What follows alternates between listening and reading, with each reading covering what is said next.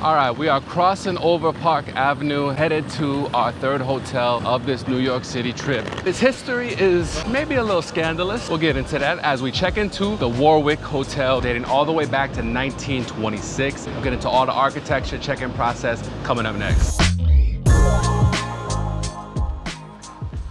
Here we are at yet another historic New York hotel, the Warwick. It's located on East 54th Street and 6th Avenue. Just like the Intercontinental New York Barclay, it was built in 1926. And similar to the Palmer House in Chicago, it was built by a man for his special lady. William Randolph Hearst was a newspaper and magazine mogul in New York City, had a lot of influence, a lot of dough. He had a wife and 5 children. But he didn't build this hotel for his wife, unlike Potter Palmer. He instead built it for somebody else. He was attending a show one day, saw the actress Marion Davies, and absolutely fell hard in love. So hard, in fact, that he had Emery Roth design him this 36th-floor Renaissance Revival building. At the base of the hotel, there is a nice but tiny lobby. Why was it so tiny, even though Emery Roth was known for his large, grandiose lobbies? Well, William Randolph Hearst didn't want paparazzi hanging around the scene trying to catch a glimpse of some scandalous behavior. Who am I to judge though, right? The cost to build this 36th floor apartment hotel, which by the way had an entire floor designed just for Marion Davies, was $5 million.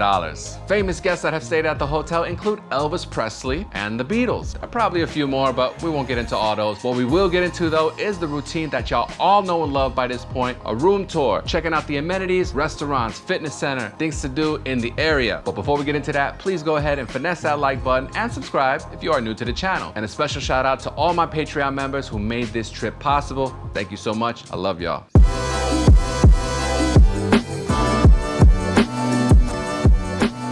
You ready for a tour of this historic hotel room? Follow me to the end of the foyer where we have some cherry blossoms artwork. There's gonna be photos and artwork all over this room and out in the hallway. We're gonna see a very special lady coming up soon. Follow me over here. We got some more artwork. You see a nice Manhattan skyline, the New Yorker building, the Empire State Building in the background. That's kind of like a watercolor, like spongy type of painting. Back here is the washroom. I'm not gonna take you in there because it's a washroom, but I do wanna say that there are some really nice stone tiles all on the wall. It's either quartz or granite. We couldn't figure it out. There's a marble sink, and I'm pretty sure that it's original because why would you renovate years later and put in a marble sink? It's kind of old school and I like it. Over here, sliding closet doors. Nothing too serious, but that's a pretty big closet in there. I believe that the Warwick was started as an apartment hotel. So basically you get all the benefits of the hotel with the small cost of living of an apartment. Over here by the bed, this is a king size bed.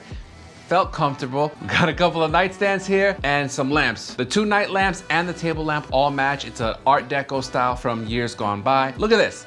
Even got a retro telephone. Hello, can you connect me to the nearest pizza place?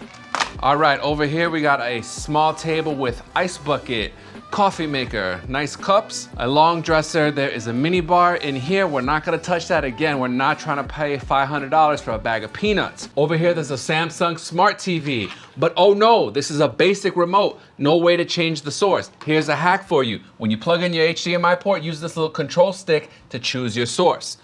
All right, over here in the sitting area, there is a nice chair, another little table, Art Deco style, it matches the lamps. This view out here is nothing to speak of. This is an interior view room, meaning we just see another part of the building. It's all brick. I could have paid extra for the city view, but I figured let's save a little bit of money and put that towards some NYC pizza.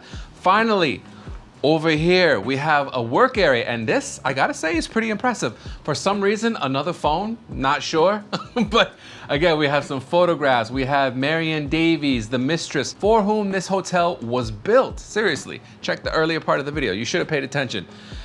This lamp, I don't know, whatever. But then you could see, I'm already working because the grind doesn't stop. I got my laptop, my hard drive, my B camera, because Larissa has the A camera. It's not gonna compare to the Barclay or the Palmer House, but what you get is a historic hotel on a budget. It's got all the comforts you need, and you'll save a little bit of money.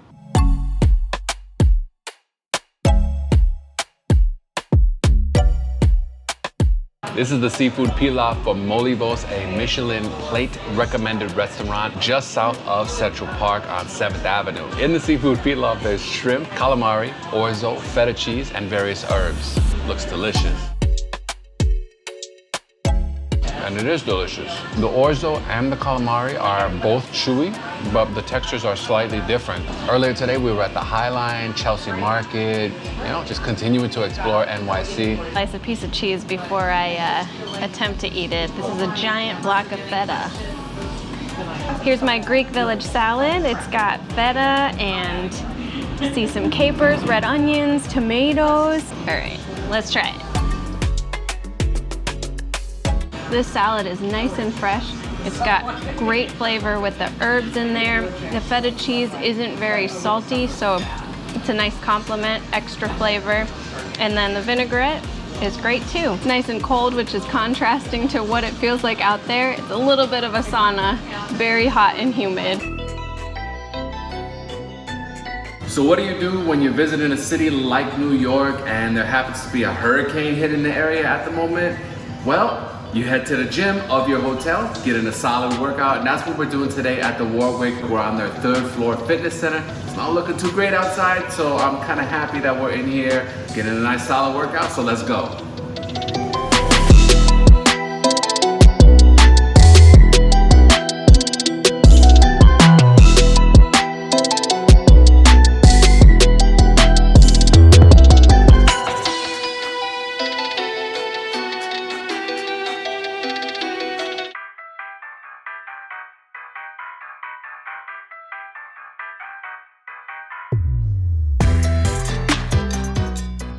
So because of the hurricane that hit New York City this past weekend, we had to extend our stay one more night at the Warwick. And I have to say, their customer service throughout the whole process was impeccable. They basically, as a courtesy, gave us an extra night at the same rate we paid for the Sunday night. We were supposed to fly out Monday morning at 6 a.m. The hurricane canceled our flight, and I called down to the front desk. They gave us the same rate, which was pretty nice because I was looking around at other hotels in the area and they weren't gonna be the same rate. All in all, we paid about $132 per night on average at the Warwick. I gotta say, it's a little bit older, 1926. It's not gonna have modern amenities. The lobby's a little bit small, but there's some charm about it that I really, really like. And the customer service is top notch. I would definitely stay there again just for that customer service. I would probably upgrade my room a little bit, maybe get a city view instead of an interior view room, maybe something a little bit bigger, one of their suites or whatnot. They do have a fitness center, a couple of bars and restaurants. There's Randolph and Murals on 54th. We didn't get to check out either one of those. Murals on 54th on our last night here